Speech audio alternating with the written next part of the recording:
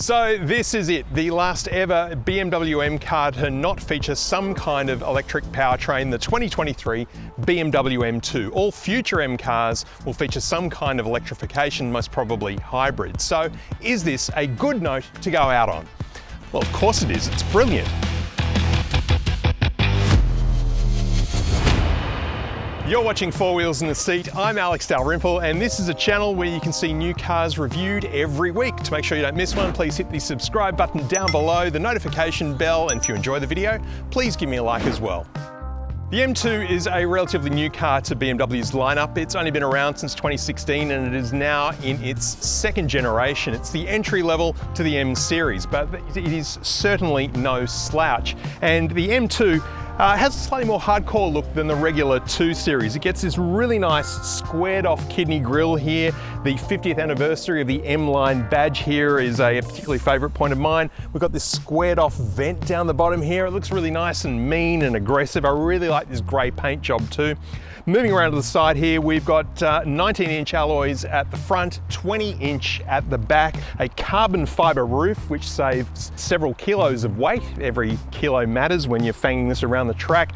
The rear wheel arches here sort of flare out a little bit, giving it a really sporty look. Moving around to the back, the only thing I perhaps don't like quite so much are the rear light clusters. They're just a little bit small, I think. It would have been nice if they extended onto the boot a bit more. Down the bottom, we've got a diffuser with 4 exhausts. They make a fantastic noise. A little lip spoiler here across the top. And under the boot is a 390 litre storage space, which is great, but look, to be honest, you're not really going to be using this car to move stuff. You're buying it because you really enjoy driving.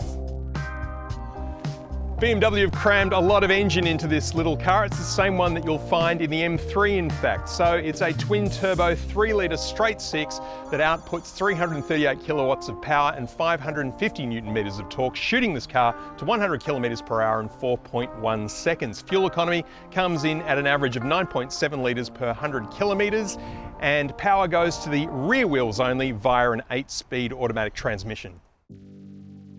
Inside, and you'd be hard-pressed to tell this car apart from the M3. It's pretty well identical, maybe just a tiny bit narrower perhaps. With operating system 8 now installed, we get this beautiful curved LED display, the twin screens that work really, really well. OS 8 is packed full of features, although there are a couple of things here that are missing that you'd find in the M3, like for example, there's no top-down parking camera. Instead, we get a visual output of the sensors that surround the car when you're parking. There's wireless Apple CarPlay, which to be honest, has been a little bit flaky this week. There's just been entire days when it hasn't worked, and then mysteriously it's just started working again, so I don't quite know what's going on there, but when it does work, it works really, really well. The sound system is a Harman Kardon, and it's okay. It could do with a little more bottom end. It's just a little bit tinny perhaps, but it is nice and clear, and overall does make for a pretty good noise. The digital instrument cluster in front of the driver has 2 distinct display modes, depending whether you're in normal drive mode or sport mode. We've got loads of carbon fibre all through the cabin as well. It's very similar to the M3. This layout down the bottom here on the lower console is pretty well identical. We've got a center console bin with another USB-C port there. The head-up display is very nicely done. The steering wheel, same as the M3 with carbon fibre accents and carbon fibre paddles here to shift gears manually if that's what you're into. The steering wheel feels nice and solid, nice and thick in your hand. It has a really good feel with the blue and red M stitching around the outside of it. The seats here are the BMW M seats, and they are a lot more comfortable than the racing buckets we had in the M3 last week. They're leather, they're heated, there's full electric adjustment with lumbar support, and the seating position is fantastic. It's nice and low in the cabin, really sporty. I can see right to the front of the bonnet, great visibility through the rear vision mirror. The wing mirrors are maybe a tiny little bit small, but we can give that a pass. But yeah, plenty of headroom too, so I can imagine doing a long road trip in this car and being perfectly comfortable.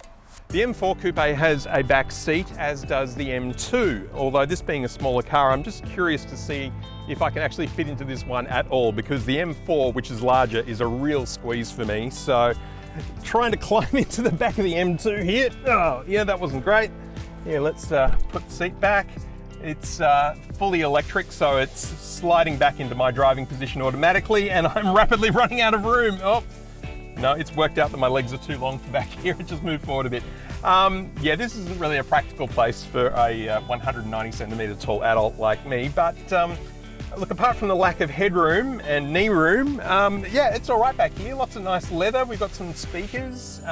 There's a window and, oh look, another zone of climate control for rear seat passengers. So look, it's not the worst. I can't find any USBs though. No USBs for backseat passengers, sorry.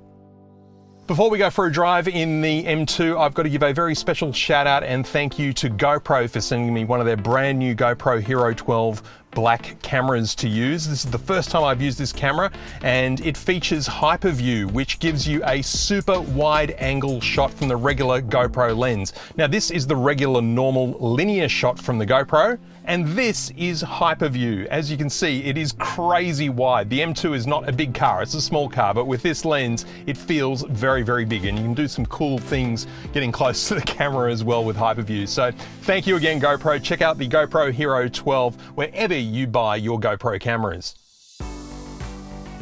So going straight from an M3 competition touring into this car, you do notice that it is just a little bit different. It does feel not quite as powerful, despite the fact that the two cars do have the same engine, but it has been detuned here because the M2 is a much smaller car and it doesn't need an engine so powerful that it's going to drive off and leave the rest of the car behind it. But you can still do that, and that's really good. Safety gear is great in this car, of course, but I have noticed a bit of an issue with the safety sensors, and most notably when I'm reversing out of my driveway at home, there's a flower that sticks out, and this car can't tell the difference between a harmless flower and something that's a bit more solid that might do it damage. So every time I back out of the driveway, the car will slam on the brakes thinking that I'm about to hit something when it's just a flower. I know I could probably cut the flower off, but it's really beautiful. I don't want to do that. Although the M2 is a much smaller car than the M3, it is just as noisy.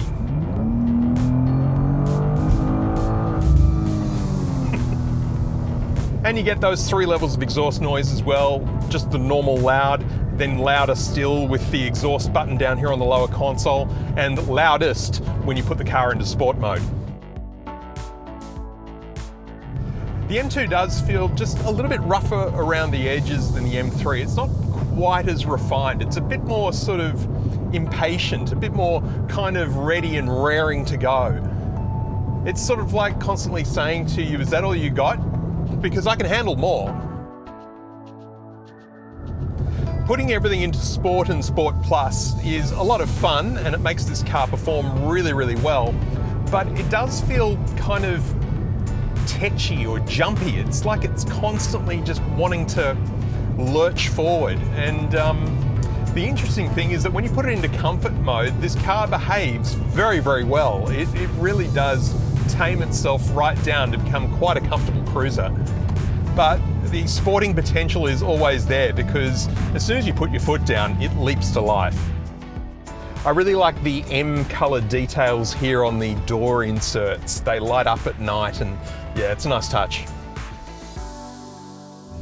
0 to 100 in the BMW M2 is officially 4.1 seconds according to BMW, so let's try that out and see how we go with everything set in sport, build some revs, and away we go.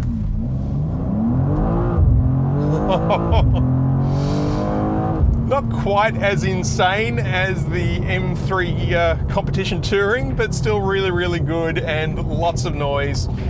Yeah, that gets a thumbs up. Happy with that. So if you're watching this review and you're thinking, I really want an M2, but it's a little bit out of my price range, check out my review, wrong side. Check out my review of the M240i, because that car is a very, very capable performance machine that is a brilliant daily driver, and you can have a lot of fun with it too. And it's just that much cheaper, but you're not really missing out on a huge amount of performance. You are missing out on performance, don't get me wrong. The M2 is brilliant, but the M240i is a very good runner-up.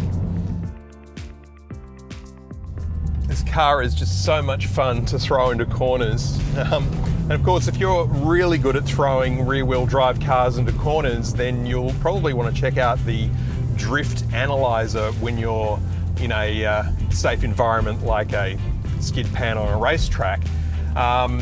which is something I've tried once before, and I can tell you I'm absolutely crap at. So I'm not going to try it out again today. But if you can do it, this car will actually rate your drifts for you out of 5. You can record the length of the drift, the angle, the distance. It's all here in the center console screen. And if you're out the track, why not record your lap with the lap timer? It doesn't have quite the same cool system that Hyundai has with a number of preset tracks already built in, but you can still get a fairly accurate result by recording it manually.